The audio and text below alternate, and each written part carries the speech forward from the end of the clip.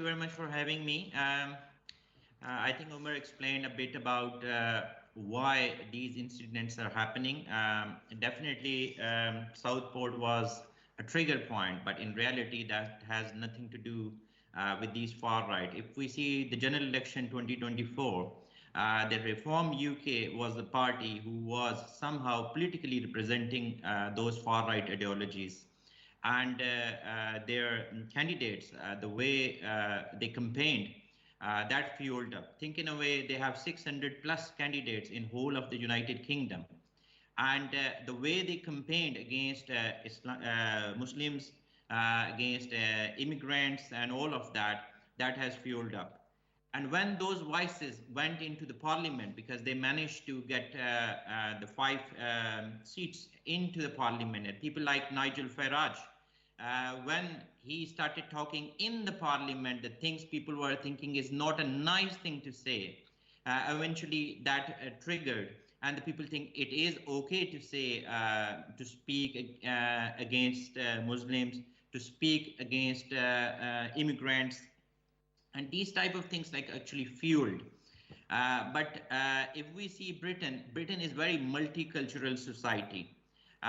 But Britain is divided into rural and urban areas as well. If you see the cities, cities are well mixed with the multicultural environment, and then you see in the cities mostly the people do understand what is the value of the immigrant in the society, and how the society has been built up, and the Britain, which is Britain today, it is definitely the immigrants have a major part in it. If you see, the last prime minister was the son of an immigrant. The London mayor is the son of an immigrant. Even Hamza Yusuf in Scotland, the first minister, was the son of an immigrant. And even when you go to see the doctors in NHS and all of that, so people do understand that.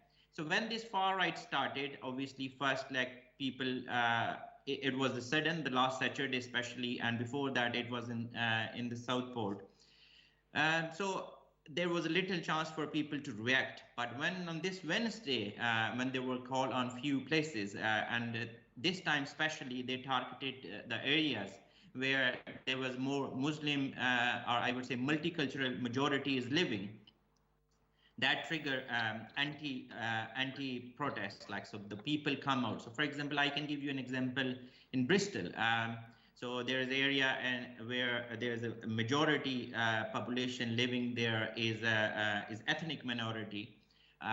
They said they're gonna come there, and there are a couple of mosques there, and I reluctantly went there just to see, like, how things goes. But when I went there, it amazed, like, I could, means I was heartbroken. And when I seen those scenes, like, it looks like whole of the Bristol came there to support the Muslim, to support the migrants, and are against these fascism. And the full street was like, looks like a party. So, the people were chanting for Palestine, pro-immigration, and that was the real Britain we have seen on Wednesday. And I think this is the best way you can tackle the situation. And obviously, alongside, we need to be much more responsible at this point, because if it happens, obviously, what they're looking for, the agitation or the counter attack from the communities, the BAME communities, especially the Muslim community.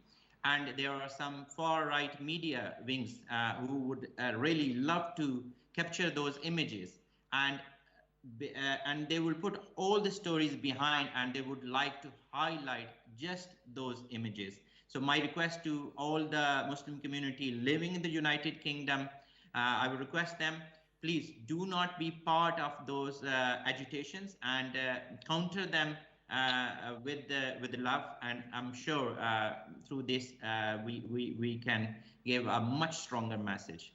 Absolutely. And Chaudhry Saab, I appreciate that, but of course it is very, very tough to have that sort of response as well, especially when we've been hearing reports of people really being scared about their lives. And of course, when campaigns are run against you, there are people who are protesting or having movements against a certain community or a certain faith, and it's of course very, very hard. So I want your perspective in the way that the general Muslim community actually does look at the situation, and especially in the ways that the UK government can provide them the sense of security.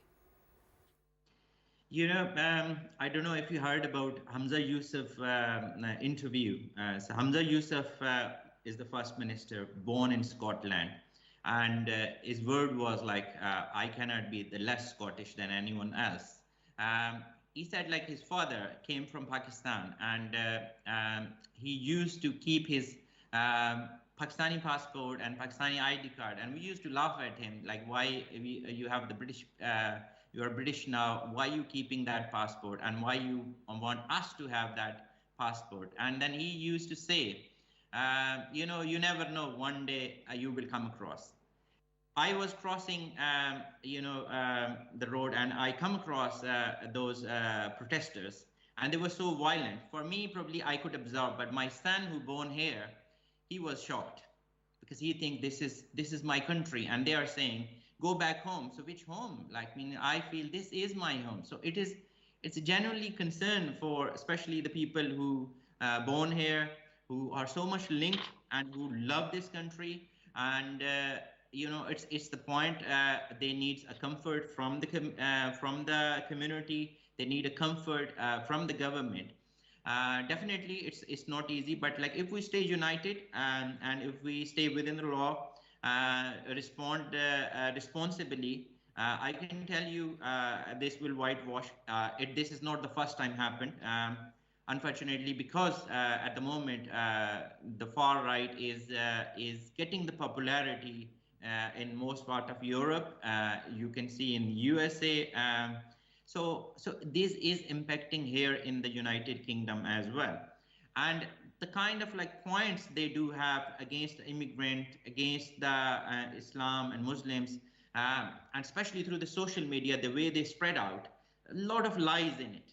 And I think this is the time for us to come back and then tell, what you are telling is absolutely wrong. And we need to engage with there are a lot of multi-faith organizations here. We need to be part of that. And we need to engage our politicians as well. We should be active politically, and we should be active to give our message forward. So one of the example, I think they tried to attack one of the mosques, and the mosque imam came out. And instead of like, have a fear, so he comes out and he started speaking to some of those far rights. And he said, what are your concerns? They talk about immigration, they talk about, economic instability and all of that. He said, like, all of these things, we do have the concern on them too. And that was a different scene, to be honest. I think like if we play a leadership role here, we can bring the difference. It's definitely a challenging time.